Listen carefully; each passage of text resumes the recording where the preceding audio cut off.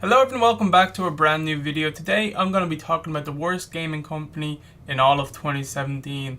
It's a hard one to talk about because there's actually been a few companies that made some really bad decisions throughout the year. So I'm going to talk about two other companies right now before I go into the first one. So coming up, Warner Brothers, they released Shadow of War like a month ago. That game came out. It got received pretty decently. I don't think it was received as well as Shadow of Mordor. But this game launched and it has loot boxes. What? A single player game that has loot boxes? Well, Shadow of War is a single player game. It does have some form of online multiplayer in the fact that you can attack your friends' fortresses. And basically in this game, the loot box, you can get orcs. So if you're someone that bought a lot of loot boxes, you're going to be getting a lot of powerful orcs. I know, what the fuck? Orcs don't come from loot boxes. This whole system is bullshit, it's stupid.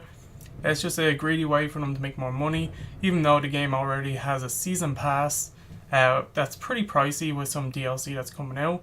And I don't know if it's going to be worth it in the end. We have to see in a few months what the single player content looks like. But that was a bad decision.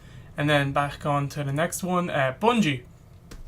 I don't know if you missed the whole XP bullshit that went on. Basically, the game was lying to you about how much XP you were getting. So if you were playing Destiny 2 for a bunch of hours, grinding away, as you do, so you can reach your next level to get some decent loot, hopefully, or shaders, anything at this point. Basically, the game lied to you. You were basically just getting less than half of the XP that the game was telling you were getting it. And then Bungie was confronted about it. They released a statement saying, oh, it's not working as planned, all that bullshit. And they're trying to fix it. Well, I think it's fixed right now, I think. And the new expansion released. So people that have the expansion can play it, but people that don't have the new DLC for Destiny 2 are getting locked out of content that was already in the game. You can't play the Destiny 2 raid on prestige difficulty anymore unless you have the DLC.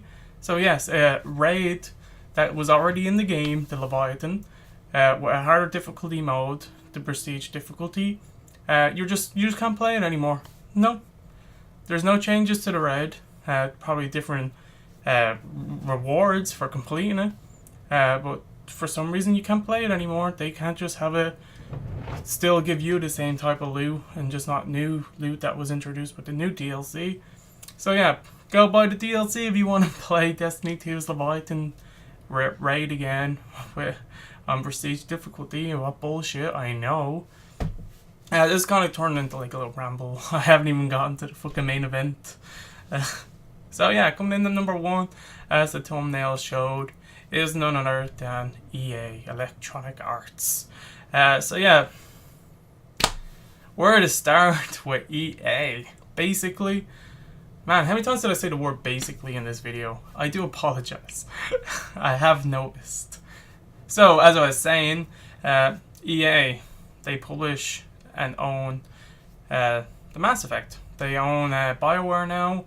They published Mass Effect Andromeda in March of this year. Basically, I said it again, I am so sorry. I don't know why I'm saying that word so much. Well, as I was saying, yeah, March, Mass Effect Andromeda released. How did that get received? Oh, well, from someone that actually loves the Mass Effect franchise, and it's one of my favorite games. Mass Effect 2 is one of my favorite games of all time. The whole franchise in general is in my top 5, probably top 3. Like, I really love Mass Effect. It's an amazing series. So I was super excited for Mass Effect Andromeda to release.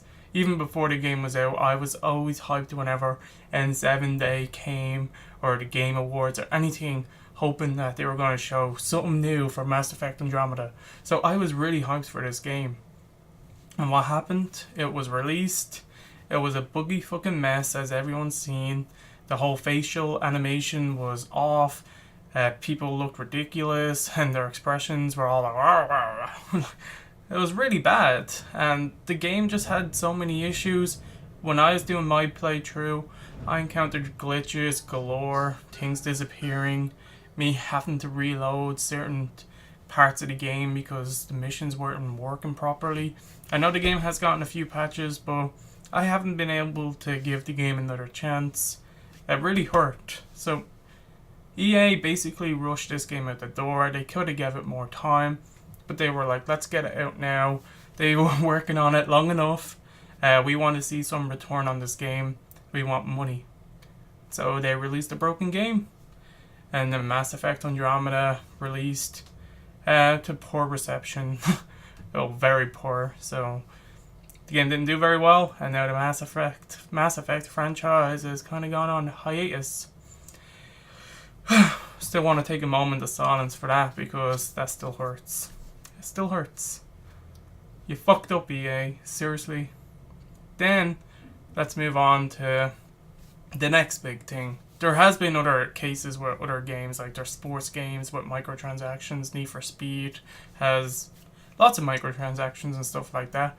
But there are games I haven't played and don't plan on playing, not because they have microtransactions. That's a bad thing in general anyway, but there are games I wouldn't buy anyway because Need for Speed, racing games and stuff like that and sports, they're not my cup of tea.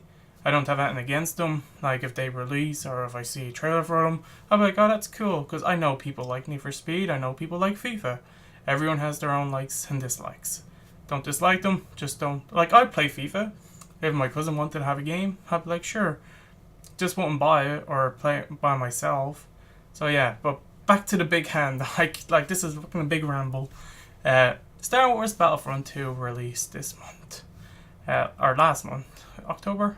I can't remember how long the fucking game is out, but it's basically dead already.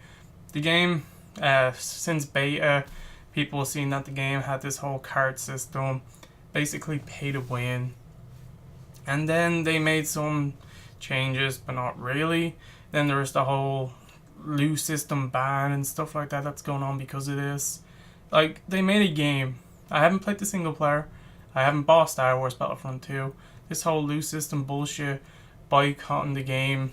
It was a game I was tempted to buy, but after all this shit, I'm like, nah. I have EA access, which is weird that EA actually has a service that actually gives you value for your money. EA access on the Xbox and EA Origins for the PC, you pay €25 for me a year. That's for a year membership, and they have Battlefield 1, Titanfall 2, lots of great games in the vault that you can play as long as you have a membership. So, and you can play their new release games like Battlefront 2, Sims 4 on the consoles. You get a 10-hour trial with all their games. So all that is great value. But when it comes to Star Wars, you know, they make a good game. Well, decent shooter. Has a short, but from what I heard, it's a decent single-player story. It's not going to blow your mind or anything like that, and it is short. But it still has a single-player and stuff like that.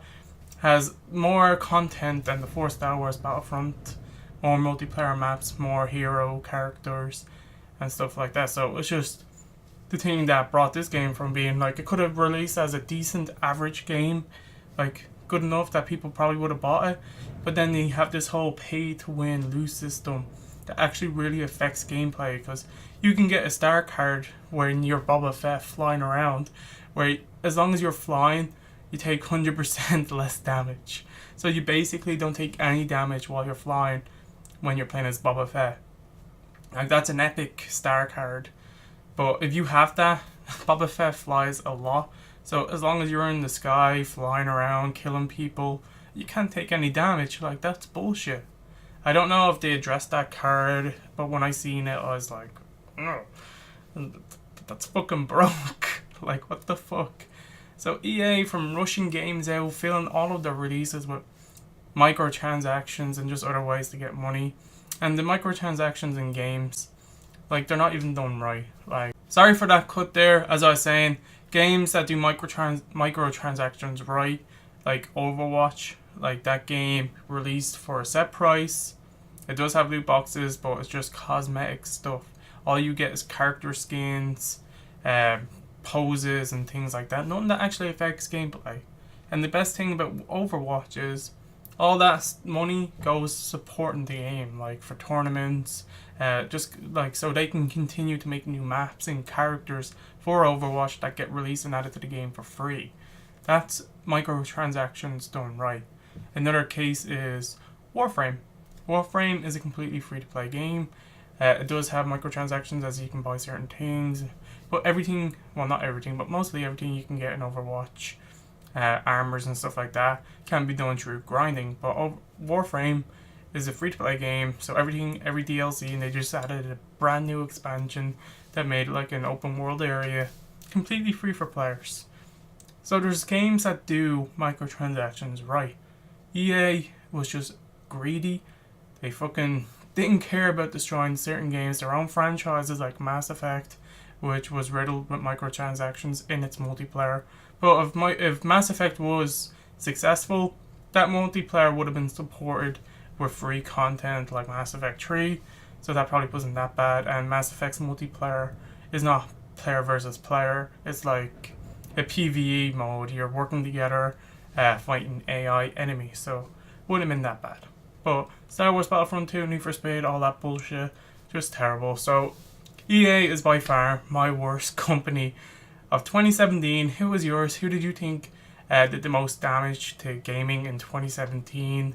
I think it's EA, hands down. Fucking up releases of games. They have this whole ban system going on and microtransactions. So yeah, EA, you done fucked up, as Angry Joe would say.